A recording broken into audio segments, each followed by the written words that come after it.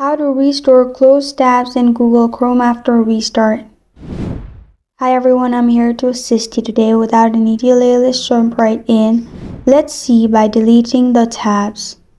As you can see, I have two tabs. To restore it, what you can do is click on Ctrl, Shift and T together. After you press on Ctrl plus Shift plus T together, it will restore your Google Chrome tabs.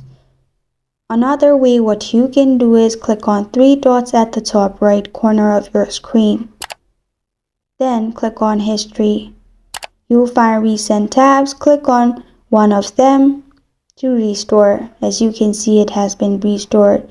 You can continue the process until you have restored all your tabs. This is how to restore closed tabs in Google Chrome after restart.